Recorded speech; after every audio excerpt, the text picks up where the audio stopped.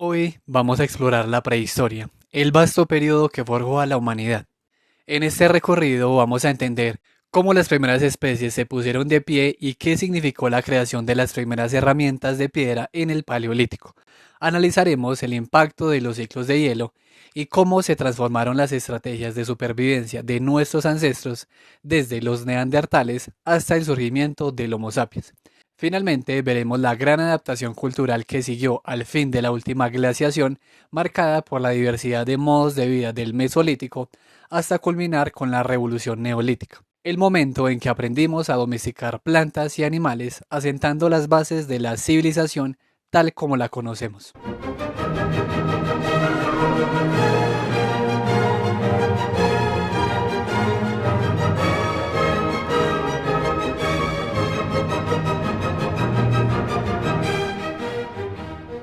Durante mucho tiempo, el pasado de la humanidad se dividió en dos grandes bloques, la historia y la prehistoria. La historia, que usa los métodos de las ciencias sociales, se enfocó en analizar lo que podemos leer, es decir, fuentes escritas. Esto hizo que el inicio de la historia se asociara al surgimiento de la escritura hace aproximadamente 5.000 años. Pero algo fundamental cambió en el estudio del pasado durante el siglo XIX. La atención se movió del análisis de los textos al estudio de los objetos que dejaban nuestros ancestros. Fue en 1836 cuando un investigador llamado C. J. Thomson propuso un modelo que clasificaría gran parte de ese pasado, el modelo de las tres edades sucesivas: la edad de piedra, la edad del bronce y la edad del hierro. Este sistema, basado en la idea de una evolución constante típica del siglo, organizó los principales cambios culturales a lo largo del tiempo. Con el tiempo, la primera de esas edades, la edad de piedra, se subdividió aún más en el paleolítico, el mesolítico y el neolítico. Estas divisiones se basaban en gran medida en las características de las herramientas que fabricaban, qué es la prehistoria y cuándo termina.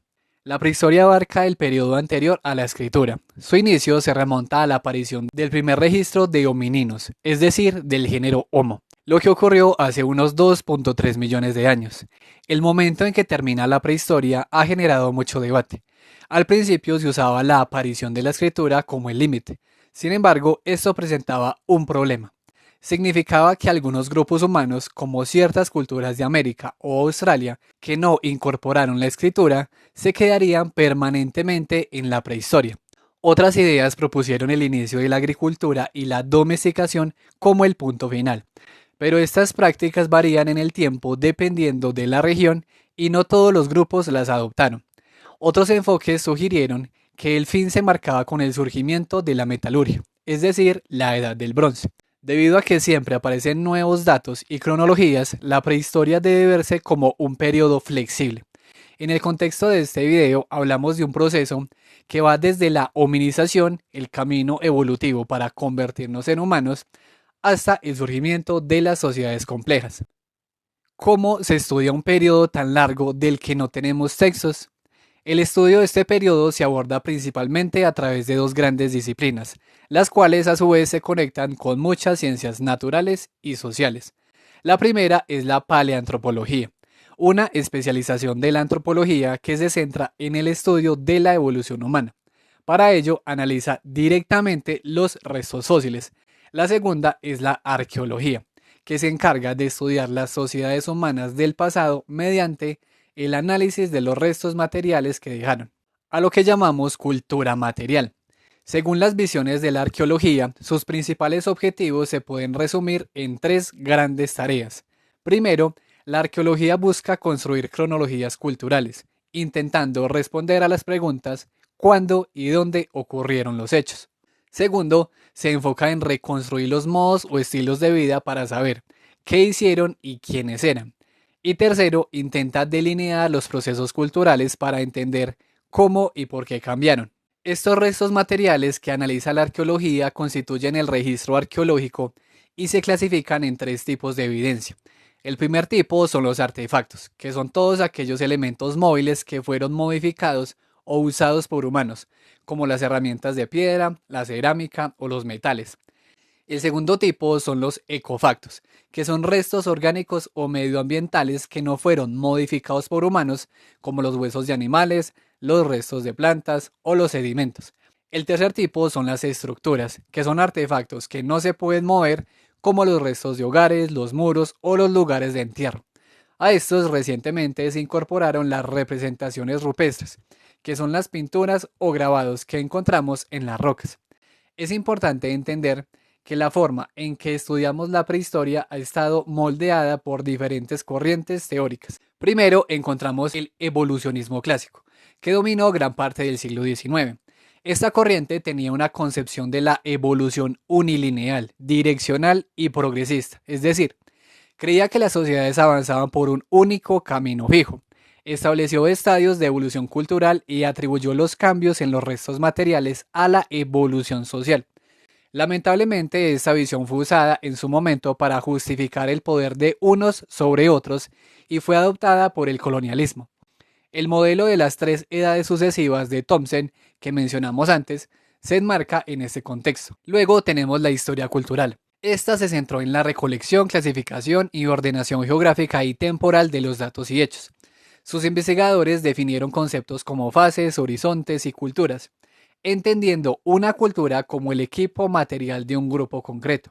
Utilizaron métodos como el difusionismo, que sostenía que las ideas y los cambios se dispersaban desde un centro de origen hacia otras regiones. Esta visión fue criticada porque se enfocaba demasiado en describir lo que encontraban, sin explicar realmente el porqué de los cambios. A partir de la década de 1960 surgió la nueva arqueología, también conocida como arqueología procesual. Esta corriente abordó el pasado desde un enfoque sistémico, analizando cómo se relacionaban factores como la tecnología, las creencias, la organización social y el medio ambiente. Buscaba patrones y desarrolló algo que llamamos estudios metodológicos de rango medio. Estos estudios resaltaron el valor de la experimentación y la observación de patrones actuales, como estudiar grupos humanos contemporáneos que viven de manera similar a nuestros ancestros, para interpretar los restos del pasado. Finalmente, en el Reino Unido, en la década de 1980, apareció la arqueología post-procesual, como una crítica a la anterior. Esta corriente sostuvo que se había puesto demasiado énfasis en la supervivencia y la adaptación al medio ambiente, dejando de lado aspectos cruciales. Por eso reafirmó la importancia del individuo, de las creencias y del poder de simbolización que tienen las personas, entendiendo que la cultura material no es solo un reflejo pasivo, sino que se manipula activamente. Esta perspectiva, que incluye diversas visiones como la arqueología de género o la marxista, se basa en el estudio de los significados. Los investigadores postprocesuales se interesan por la vida cotidiana, la percepción del paisaje y los conflictos sociales y defienden la idea de que la interpretación del pasado es siempre política.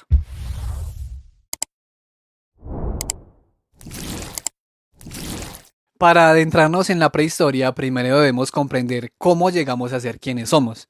El estudio de la evolución biológica se centra en la relación que existe entre todos los organismos vivos, bajo el concepto fundamental de que todos descendemos de antepasados comunes. La forma en que entendemos la evolución ha cambiado con el tiempo. Inicialmente se veía como un proceso lineal, gradual y progresivo, que siempre iba de formas simples a más complejas.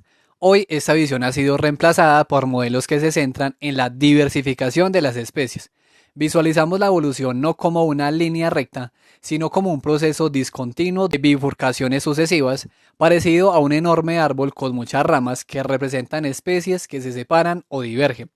Nuestro foco está en una de esas ramas. El linaje incluye a las especies más relacionadas con los humanos modernos. A este grupo se le conoce como la tribu Hominini. Podemos estimar cuándo se separaron dos linajes mediante estudios genéticos, analizando las diferencias en sus secuencias de ADN. Este método se conoce como el reloj molecular. Se basa en las mutaciones, que son cambios aleatorios en el material genético. Si asumimos que estas mutaciones ocurren a un ritmo constante en linajes muy cercanos, entonces el grado de diferencia genética que encontramos hoy se convierte en una medida para estimar el tiempo que lleva esa separación. Tanto la evidencia genética como el registro fósil concuerdan en que nuestro linaje, el hominino, surgió en África hace un rango de tiempo que va de 8 a 5 millones de años, divergiendo de los grandes simios africanos. De hecho, el chimpancé es la especie animal más estrechamente relacionada con nosotros, los humanos modernos.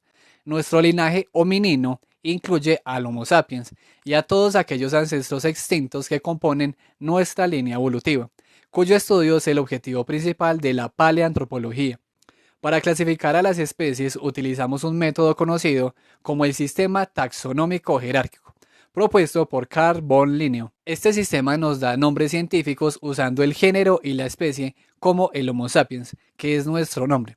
Dentro de esta clasificación, los humanos modernos pertenecemos a la tribu Hominini. La línea filogenética potencial que nos acerca a los humanos modernos ha sido un tema de constante debate, porque siempre aparecen nuevos hallazgos y distintas interpretaciones, pero podemos identificar una serie de especies clave que forman parte de ese recorrido. El registro fósil inicial de este linaje es por naturaleza fragmentario y escaso.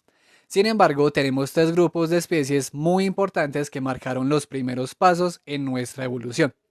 Primero, especies como el Sahelanthropus chadensis, también conocido como Toumai, que vivió hace unos 7 a 6 millones de años en Chad, África. Este hominino tenía una mezcla de rasgos de simio y de humano, y sus características como la posición del orificio en la base del cráneo, el foramen magnum, sugieren que ya había adoptado una postura bípeda. Un poco después, hace unos 6 millones de años, encontramos al Ororhynthus en Kenia, cuyo fémur también indicaba un desplazamiento bípedo.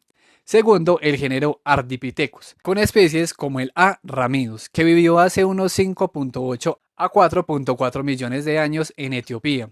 Estos homininos eran similares a los chimpancés en el tamaño del cerebro y el cuerpo, y aún estaban muy adaptados a la vida en los árboles. Sin embargo, tenían una locomoción bípeda incipiente. Una característica clave fue la reducción del tamaño de sus colmillos y un esmalte dental más grueso, lo que indica que su dieta ya era mixta. Tercero, el género Australopithecus, que apareció hace unos 4 millones de años. Los Australopithecus continuaban usando los árboles para ciertas actividades, pero su bipedismo era mucho más desarrollado. Tenían una locomoción bípeda similar a la que usamos los humanos modernos, lo cual se confirma por la forma de su pelvis, la musculatura y las famosas huellas que se encontraron en la Etoli. Su alimentación se basaba en alimentos vegetales duros, como lo demuestran sus grandes molares con esmalte grueso y sus caninos ya muy pequeños. La reducción del tamaño de los caninos y las adaptaciones morfológicas para el bipedismo son los dos criterios principales que nos permiten incluir a estas especies dentro de nuestro linaje. Originalmente se pensó que el bipedismo había surgido como respuesta a la expansión de las sabanas en África. Sin embargo, los datos de los ambientes antiguos indican que los primeros homininos, incluyendo a los Australopithecus, vivieron en una mezcla de entornos, desde bosques densos hasta pastizales. Esto sugiere que el caminar erguido pudo haber comenzado en hábitats cerrados y húmedos, no en la sabana abierta como se creía. Hace entre 2.9 y 2.4 millones de años, el linaje se dividió tras la extinción del Australopithecus, dando lugar a dos grupos muy diferentes. El primero fue el género Paranthropus, a veces llamados Australopithecus robustos. Se distinguieron por un enorme desarrollo del aparato de masticación, mandíbulas anchas, molares muy grandes y fuertes crestas óseas en el cráneo. Todo esto indica una dieta muy especializada en alimentos duros y fibrosos. El segundo fue el género Homo, que es nuestra línea directa. Estos homininos se caracterizaron por un aumento notable de la capacidad craneana y el desarrollo encefálico, una reducción del aparato masticatorio y una locomoción bípeda perfectamente clara. Estos cambios físicos tuvieron consecuencias importantes. Requirieron un mayor tiempo de cuidado de las crías, demandaron más energía, lo que impulsó un mayor consumo de grasas y proteínas animales y fundamentalmente llevaron al desarrollo tecnológico. En cuanto a las primeras herramientas, tradicionalmente se creyó que su fabricación era exclusiva del género Homo. No obstante, esta idea se ha debatido, ya que hay indicios de que algunos primates antropoides, como los chimpancés, pueden manipular rocas de formas que podrían dejar restos similares a los conjuntos más antiguos que encontramos. Aunque las pruebas no son concluyentes, antes de los 2 millones de años, se considera posible que los primeros homininos, incluidos algunos Australopithecus y los Paranthropus, utilizaran herramientas de una manera similar a la que hacen los chimpancés. Pero la diferencia crucial es que los humanos desarrollamos una configuración ósea y muscular en nuestras manos que facilitó enormemente la manipulación y el trabajo de la piedra. El periodo que vamos a explorar ahora es el más extenso de toda la prehistoria, el Paleolítico. Este periodo se extendió desde hace casi 3 millones de años hasta hace unos 10.000 años y está directamente relacionado con el surgimiento y la evolución de nuestro propio género, el género Homo, que incluye especies como el habilis, erectus, neanderthalensis y por supuesto el sapiens. Tradicionalmente, el Paleolítico se dividió en tres grandes etapas, asociando los cambios en las herramientas con la evolución biológica. La primera es el Paleolítico inferior, que duró desde el inicio, hace 2.8 millones de años, hasta hace unos 200.000 años. La segunda es el Paleolítico medio, que abarca el tiempo entre hace 200.000 y 40.000 años. Y la tercera es el Paleolítico superior, que finaliza hace unos 10.000 años. En el Paleolítico el planeta experimentó grandes cambios climáticos. Todo este tiempo se enmarca en lo que conocemos como el Pleistoceno, que se caracterizó por constantes ciclos glaciares. Específicamente el Pleistoceno medio se caracterizó por condiciones mucho más frías, con interglaciares que duraban poco. Es muy probable que estos eventos fríos intensos hayan interrumpido las ocupaciones humanas en las latitudes medias del planeta. El momento de máximo frío, conocido como el último máximo glaciar, ocurrió hace aproximadamente 28.000 a 21.000 años. La aparición de las primeras herramientas es crucial para definir nuestro género. Los registros más antiguos de herramientas de piedra se conocen como Lomec-Huiyan, con una antigüedad de 3.3 millones de años. Estos instrumentos se asociaron a homininos en África que vivieron en un ambiente boscoso, lo que estableció una nueva cronología para la fabricación de herramientas. Luego, hace unos 2.8 millones de años, surgió la tecnología oldubayense, lo que algunos llaman el modo 1 de fabricación. Aquí nuestros ancestros trabajaban cantos rodados golpeándolos para obtener filos muy afilados. Estas herramientas, conocidas como choppers y chopping tools, se usaron para fracturar huesos, cortar carne y raspar madera. Esta tecnología evolucionó. Cerca de 1.8 millones de años antes del presente apareció el hachelense, o modo 2. Esta tecnología se caracteriza por la elaboración de bifaces, instrumentos con un retoque mucho más elaborado, que buscaban formas simétricas y eran multifuncionales. Tradicionalmente se atribuyen al Homo erectus y a otras especies similares. Avanzando en el tiempo, durante el Paleolítico medio encontramos el Musteriense. Este modo es crucial porque está caracterizado por una técnica llamada la talla de Bajois. Esta técnica permitía obtener grandes lascas con una forma muy predeterminada, lo que significó un mayor control y variedad en la fabricación de instrumentos. Esta tecnología se asocia principalmente a los neandertales. Finalmente, en el Paleolítico superior se desarrolló el modo 4. Este modo se caracteriza por la obtención de hojas, que eran piezas de piedra cuya longitud duplicaba su anchura. Esto permitía un mayor aprovechamiento de la materia prima. Esta es la tecnología que asociamos al Homo sapiens. Es importante mencionar un debate geográfico conocido como línea de Mobius, que hace mucho tiempo separó las culturas basadas en los bifaces del occidente de aquellas que solo usaban los choppers en Oriente, aunque los nuevos hallazgos en Asia han complejizado esta división. Sobre el musteriense, los estudios actuales demuestran que los neandertales mostraron una gran variabilidad y flexibilidad en sus métodos de talla, usando esquemas tanto expeditivos para una ocasión como planificados. Esto indica que tenían un comportamiento muy versátil para gestionar las materias primas. La transición entre el Paleolítico medio y el Paleolítico superior coincide con la expansión del Homo sapiens y la desaparición de los neandertales.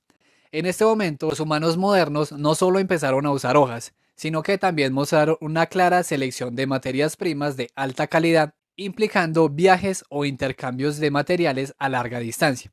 Además de la piedra, se registra el uso de otros materiales. Tenemos evidencia del uso de la madera en lanzas que se encontraron en Alemania, y en el Paleolítico superior el Homo sapiens empezó a usar el hueso, el asta y el marfil para elaborar instrumentos muy especializados como arpones y lanzaderas. El debate inicial en el Paleolítico se centró en cómo se obtenía la carne, si por caza o por carroñeo. Por ejemplo, sabemos que los neandertales basaban su dieta en la caza de grandes mamíferos como ciervos, caballos y burros, pero también de presas pequeñas. Hallazgos recientes en Portugal indican que el marisqueo y la pesca también fueron muy importantes para ellos, consumiendo hasta la mitad de su dieta en recursos de la costa. En el Paleolítico Superior, el Homo sapiens introdujo un cambio significativo, con una especialización regional en la explotación de ciertos recursos como renos o bisontes. Se desarrollaron técnicas de caza a mayor distancia, como el uso de arco y flecha, y el uso de trampas naturales para capturar grandes cantidades de animales. Esto nos permite inferir que ya conservaban la carne mediante el ahumado.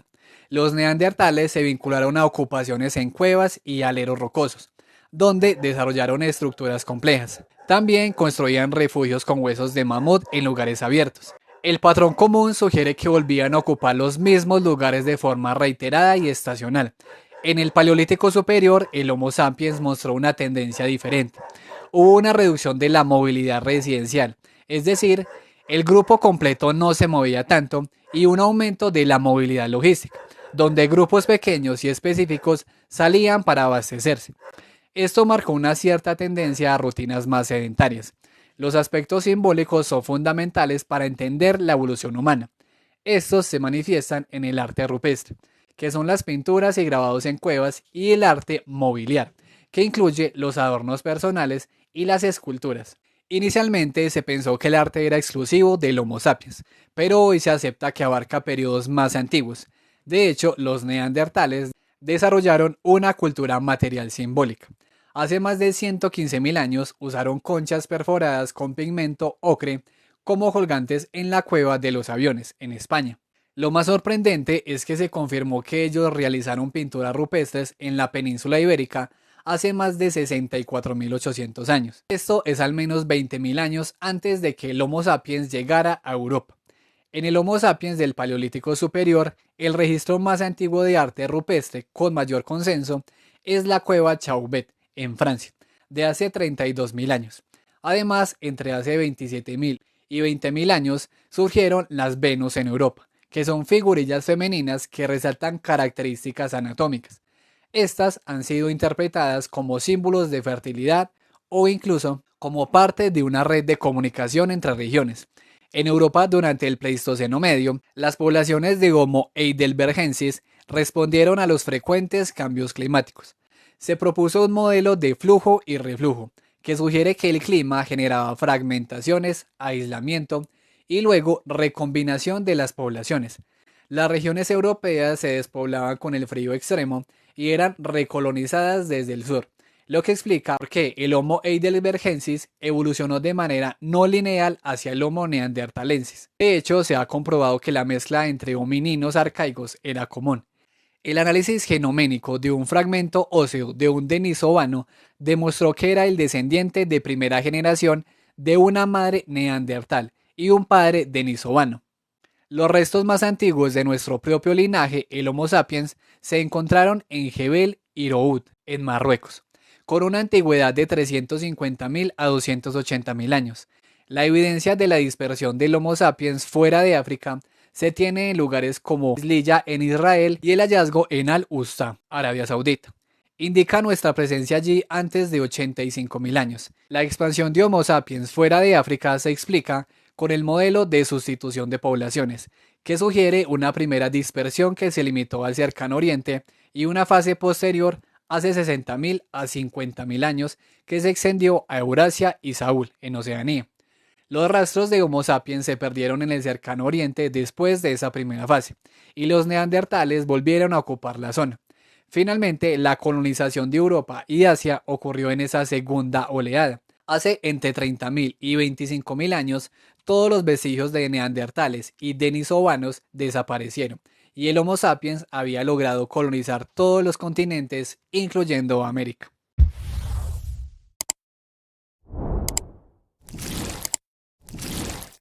Si el Paleolítico fue el tiempo del hielo, la etapa que le siguió, el Mesolítico, fue el tiempo del cambio y la adaptación. Este periodo comenzó hace unos 10.000 años, justo después de un evento frío llamado el Younger Dryas. Se caracteriza por la diversidad con la que las comunidades humanas se adaptaron a los nuevos ambientes.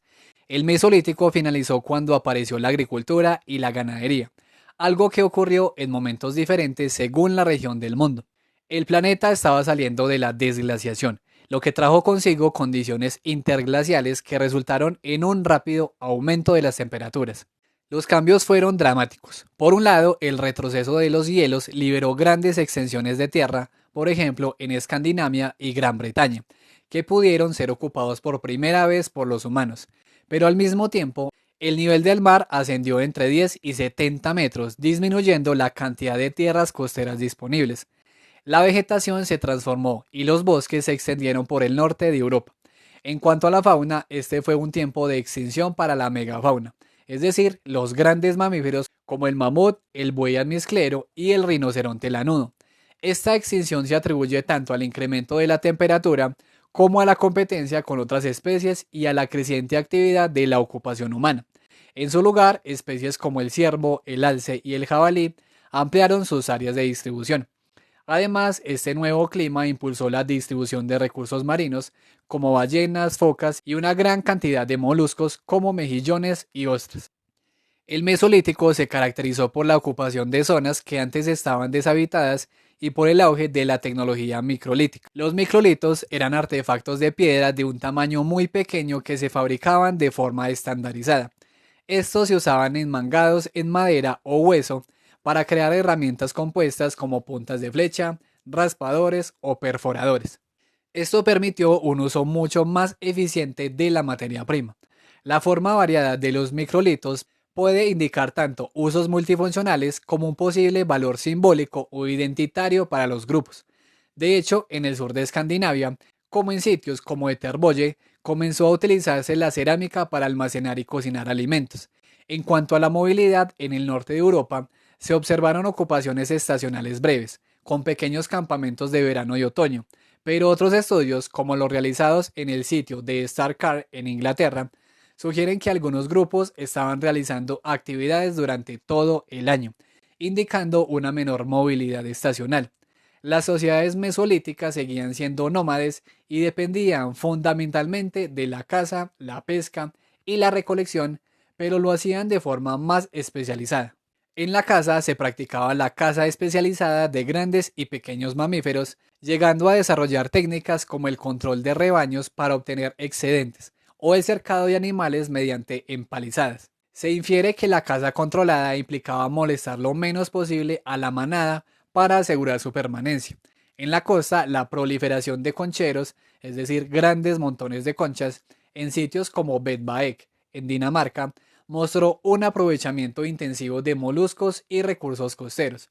En el mar Báltico, animales más grandes como las ballenas y las focas eran la base de la subsistencia. Los pobladores también estaban innovando en la forma de usar el ambiente. En Starkar se construyó una plataforma de madera en los humedales para acceder a los recursos, lo que indica un incremento en la escala y la intensidad de sus actividades. Además, se registraron los primeros restos de perros domesticados, que eran esqueletos reducidos, utilizados probablemente para ayuda en la caza, protección o simplemente compañía.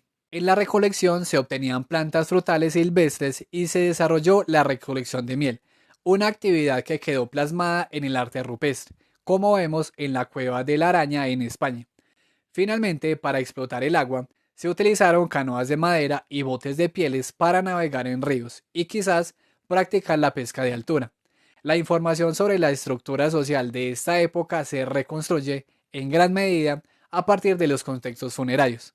En este periodo aparecen las primeras áreas formales de entierro, como cementerios o necrópolis. Esto se vinculó a un crecimiento demográfico y a un incremento de la territorialidad en zonas que eran ricas en recursos. Los cementerios reflejan cierta complejidad social, con indicios de un estatus social adquirido durante la vida. Los objetos colocados junto a los cuerpos, llamados ajuares, variaban según la edad y el sexo, y los hombres solían tener adornos asociados a la casa. Incluso se ha sugerido que las categorías de diferenciación social podían ser heredables. En cuanto a la ritualidad, se encontró el uso de ocre rojo en varios entierros. Sin embargo, no todo fue pacífico. La presencia de microlitos y puntas incrustadas en restos óseos, como se ve en Tebiek, es una clara indicación de luchas y conflictos entre grupos, posiblemente causados por la reducción de los territorios de caza debido al ascenso del nivel del mar. Mientras Europa vivía el Mesolítico con cazadores especializados, el Próximo Oriente experimentaba el inicio de una de las mayores revoluciones de la historia humana, la domesticación. En el área conocida como el Creciente Fértil se registraron las primeras etapas de domesticación de cereales como el trigo y la cebada, y de animales como cabras, ovejas y cerdos, hace entre 8.300 y 8.000 años. Una cultura clave es la natufiense. Estos eran grupos de cazadores-recolectores sedentarios que basaban su subsistencia en la caza estacional de gacelas y la recolección de vegetales, incluido el trigo. Las evidencias nos dicen que el inicio de la agricultura fue un proceso paulatino y lento, y no un reemplazo rápido del modo de vida recolector. En sitios como Murray Beck, la subsistencia se hizo cada vez más dependiente del cultivo predoméstico de cereales y legumbres. Se cree que las condiciones ambientales, como las sequías, forzaron la conveniencia de humanos y animales en oasis, facilitando la protección de las manadas de bovinos y ovinos, lo que sentó las bases para la ganadería. Llegamos a la etapa final de nuestro recorrido, el Neolítico. Este periodo representa la consolidación de las economías productivas basadas en la agricultura y la ganadería, un proceso que tiene sus antecedentes en el Próximo Oriente hace unos 8.000 años antes de Cristo, como ya vimos. Esta gran transición trajo consigo una mayor organización y una complejidad social creciente. A principios del siglo XX, investigadores como Gordon Child plantearon la producción de alimentos como una revolución con consecuencias inmediatas, como el sedentarismo y la arquitectura monumental. Hoy entendemos que la domesticación es la intervención humana permanente sobre la genética de plantas y animales para obtener un beneficio. Pero la realidad es que el sedentarismo a menudo fue anterior a las prácticas agrícolas. Como vimos con los natufienses y los cazadores recolectores, anticiparon muchos de los desarrollos que antes se asociaban solo a la agricultura. El cultivo fue el primer impacto significativo de los humanos en el ambiente. Inicialmente, la simple recolección podía generar modificaciones accidentales, lo que se conoce como domesticación incidental. El concepto de domicultura se refiere a la modificación consciente del ambiente por la acción humana para crear un paisaje socialmente apropiado. Se cultivaron granos como el trigo, el arroz y el mijo en zonas áridas o subtropicales. En tierras bajas tropicales se cultivaron tubérculos como la papa o la mandioca, a través de la horticultura. En cuanto al manejo del suelo, al principio los asentamientos se abandonaban por el agotamiento de la tierra. Sin embargo, más tarde se implementó la técnica del barbecho, que es el uso, el descanso y el reuso de la tierra. En la domesticación animal, el proceso implicó el paso de la caza selectiva a la crianza.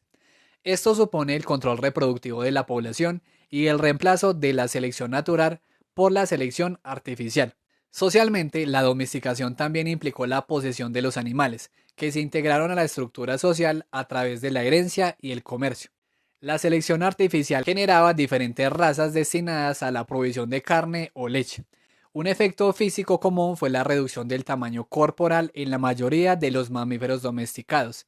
El manejo de los animales pasaba por varias etapas. El amansamiento, que implicaba la separación temprana de las crías. Segundo, el pastoreo, donde se protegía a los rebaños de depredadores. Tercero, el confinamiento para la explotación de carnes y pieles. Y cuarto, la ganadería intensiva, donde ya había una intervención en los cruces. Es importante recordar que los perros fueron los primeros animales domesticados, con funciones variadas como guardianes, ayudantes de caza o proveedores de pieles. Y a pesar del desarrollo de la ganadería, la caza no desapareció, sino que continuó siendo muy importante durante todo el Neolítico. El Neolítico supuso el crecimiento explosivo de la población y la reorganización de las viviendas en aldeas permanentes. En el Próximo Oriente, en sitios como Moza, en Israel, se registraron estructuras arquitectónicas complejas. En Cayono, en Turquía, la evolución de las casas sugirió una complejidad social creciente. Los estudios en Cayono evidenciaron una distinción sexual en la dieta, donde los hombres tenían mayor acceso a las proteínas animales. Un ejemplo fascinante es el sitio de Jericó, donde las construcciones circulares tempranas, que datan de hace 9.000 años antes de Cristo, contaban con muros. Inicialmente se interpretó que esto era un sistema defensivo, pero luego se sugirió su uso para la desviación del agua para proteger las prácticas agrícolas de la aldea. En Europa, hacia finales del cuarto milenio antes de Cristo, hubo una intensificación de la agricultura. Se incorporó el arado y los carros con ruedas. También hay evidencia indirecta de la producción de leche. La necesidad de más tierras llevó a una extensa deforestación. Aunque la mayoría de los grupos eran igualitarios, en algunas zonas del Mediterráneo surgieron indicios de sociedades jerarquizadas. Las prácticas funerarias en el Neolítico reflejaron esta nueva complejidad social. En el Levante se desarrolló el culto a los ancestros. Esto se hacía a través de la práctica de separar el cráneo del esqueleto, cubriéndolos a veces con yeso o insertando conchas marinas en los ojos. Esto sugiere un profundo culto a los antepasados y rituales complejos que se han vinculado incluso a una explicación cultural del origen de la agricultura. En Europa proliferaron los dolmenes o sepulcros megalíticos, que son las grandes construcciones de piedra. Estos funcionaron como marcadores de la apropiación colectiva del territorio por parte de los antepasados. En las paredes de estos megalitos se desarrolló un lenguaje pictográfico con símbolos como círculos concéntricos y espirales. Desafortunadamente, al tercer milenio antes de Cristo, la aparición de fosas comunes con puntas de sílex incrustadas en los huesos evidenció la existencia de conflictos bélicos entre los grupos. El Neolítico también impulsó la especialización artesanal. Antes de la cerámica se utilizaron recipientes de cal o yeso, a los que se llamaba vajilla blanca. Pero el registro arqueológico del Neolítico se caracteriza por la omnipresente cerámica. Se elaboraron secuencias regionales destacando la cerámica de cuerdas en el norte de Europa y el grupo campaniforme, que se considera un antecedente directo de la Edad del Bronce. En la textilería, la explotación de la lana reemplazó al lino. Esto se infiere gracias al registro de los pesos de telar. Finalmente, existían sistemas de intercambio entre las comunidades. Se intercambiaron bienes que no eran utilitarios, como el ámbar, las conchas de moluscos o el cobre, lo que indica que el intercambio tenía un carácter más social que práctico, sirviendo para crear y mantener alianzas de parentesco. Hemos llegado al final de nuestro viaje por la prehistoria, desde la bipedestación hasta la revolución neolítica. Queda claro que la adaptación y la innovación son las fuerzas que definen a la humanidad. De todos los hitos y adaptaciones que analizamos, ¿cuál considera que fue el avance más crucial para el triunfo del Homo sapiens?